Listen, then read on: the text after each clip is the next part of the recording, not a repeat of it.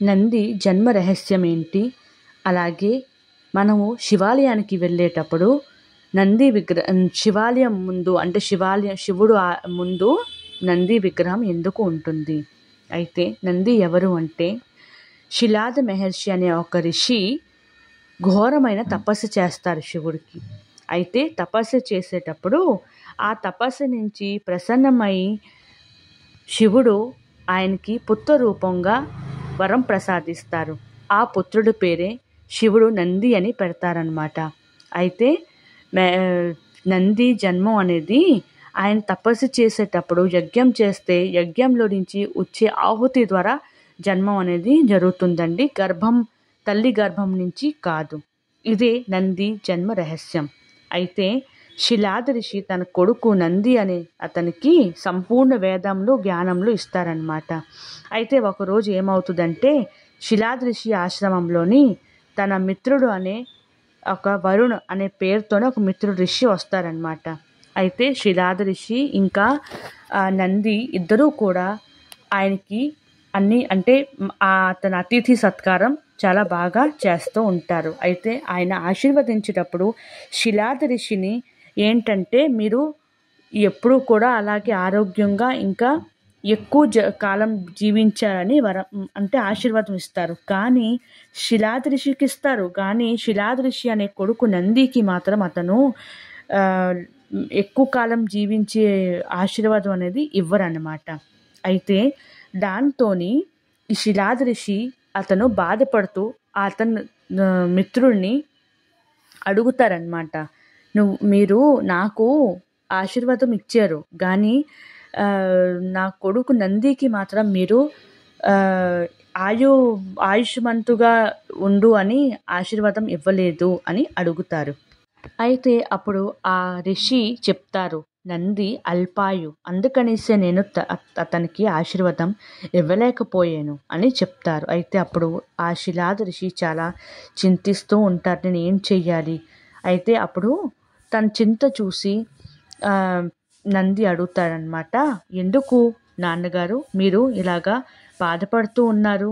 నేను ఆ శివుడు ఆశీర్వాదం వల్ల పుట్టాను కదా, నన్ను ఆ శివుడే చూసుకుంటారు అనేసి చెప్తారనమాట. అయితే అప్పుడు అలాగా చెప్పిన తర్వాత నంది ఒక భువన నది దగ్గరికి వెళ్ళి శివుడికి తపస్సు స్టార్ట్ చేస్తారనమాట. కఠోరమైన తపస్సు చేసిన తర్వాత శివుడు ప్రకటించిన తర్వాత నీకు ఏ వరం కావాలి అని అడుగుతారనమాట. అప్పుడు నంది తన అంటే ఆయుష్ గురించి చెప్తారనమాట. నేను జీవితాంతరం కూడా మీ సాన్నిధ్యంలోనే ఉండాలని అనుకుంటున్నాను అనేసి నంది వరం అడుగుతారు. ఎవరిని? శివుడిని. అయితే ఆ పరమశివుడు ఆ సమర్పణ నుంచి ప్రసన్నమై నందికి ఆశీర్వాదం ఇస్తారు. అలాగే ఆయన ఏం చెప్తారు అంటే ఆయనకి ఎద్దు తల ఉంటుంది కదండి, ఆ ఎద్దు తలను తెచ్చి ఆ రూపం ఇచ్చి నందికి ఆయుష్వంతుణ్ణి చేస్తారనమాట.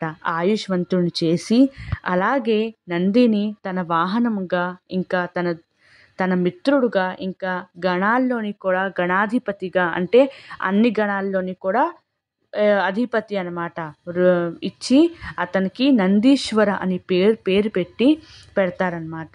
అయితే అప్పటి నుంచి కూడా నంది ఎప్పుడూ కూడా శివ సాన్నిధ్యంలోనే ఉంటాడు. అయితే కొన్ని రోజులు పోయిన తర్వాత శిలాద ఋషి వృద్ధావస్థకి చేరినప్పుడు అతనికి పుత్రుడు ఎక్కువగా గుర్తొస్తూ ఉంటాడు. అయితే అప్పుడు శివుడి దగ్గరికి మహర్షి శిలాద్ వస్తారనమాట. ఆయన కూడా శివుడికి పరమ భక్తుడే కదా. ఆయన వచ్చిన తర్వాత శివుడిని ప్రార్థించుకున్న తర్వాత అతను ఏమి అడగరు. కాకపోతే శివుడే ఇంకా ఇతనికి వృద్ధావస్థ చేరింది, కొడుకు అవసరం కాబట్టి నేను నందిని తన తండ్రి దగ్గరికి పంపించాలి అనే ఉద్దేశంతో నందిని వెళ్ళిపోమని చెప్తారనమాట. అయితే నంది శివుడి మాటని వద్దు అని అనలేరు కదా, అందుకనేసి నంది తన తండ్రి దగ్గరికి మహర్షి ఋషి ఆశ్రమానికి వెళ్ళిపోతారు. మహర్షి శిలాద్ ఆశ్రమానికి వెళ్ళిపోతారు. వెళ్ళిపోయిన తర్వాత ఏమవుతుంది అంటే ఇక్కడ శివుడు ధ్యానం చేస్తూ ఉంటే నందియే గుర్తొస్తూ ఉంటారనమాట. చాలా 2-3 రోజులు కొన్ని రోజుల తర్వాత ఈ గణాలందరూ ఉంటారు కదా, వీళ్ళందరూ భృంగి ఇంకా చాలా వీళ్ళందరూ అడుగుతారనమాట, మీరు ఎందుకు నందిని పంపించేశారు, మీరు కూడా ఉండలేకపోతున్నారు కదా ప్రభు అనేసి అడిగితే, అప్పుడు శివుడే స్వయంగా మహర్షి శిలాద్ ఆశ్రమానికి వెళ్ళి నందిని చూస్తారనమాట, కలవడానికి వెళ్తారనమాట. అయితే వెళ్ళిన తర్వాత నందిని అప్పుడు అక్కడ వరం ఇస్తారనమాట. ఏంటని, నువ్వు నన్ను ఎలాగైతే వదిలి ఉండలేకపోతున్నావో నంది, నేను కూడా నిన్ను వదిలి ఉండలేకపోతున్నాను, అందుకే నేను ఈ రోజు నుంచి నీకు వరం ఇస్తున్నాను. నేను ఎక్కడ ఉంటే అక్కడ నువ్వు కూడా ఉంటావు. నీ చెవులోని ఎవరైతే అంటే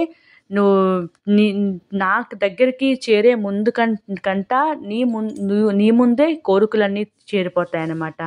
నీ ద్వారా నా దగ్గరికి వస్తాయి. ఎవరైతే నీ ద్వారా నాకు ఏదైనా విషయం అనేది చెప్తారో అయితే అది నేను వెంటనే తీర్చేస్తాను అని ఆ పరమశివుడు ఆ రోజు నందికి వరం ఇస్తారు. అందుకనేసి ఆ రోజు నుంచి ఏంటంటే ఆ నంది బొమ్మ అంటే నంది విగ్రహం అనేది ఆ శివుడు ఆలయం ముందు పెడతారు. అయితే ఇంకోటి ఏంటంటే శాస్త్రాల ప్రకారము నంది శివుడికి, అయితే ఆ భోళాశంకరుడు నందికి ద్వారపాలం వరిస్తారనమాట. అంటే నాకు ఎప్పుడు కూడా నువ్వు ద్వారపాలంటే ఆయన పర్మిషన్ లేకుండా మన లోపలికి వెళ్ళలేమన్నమాట.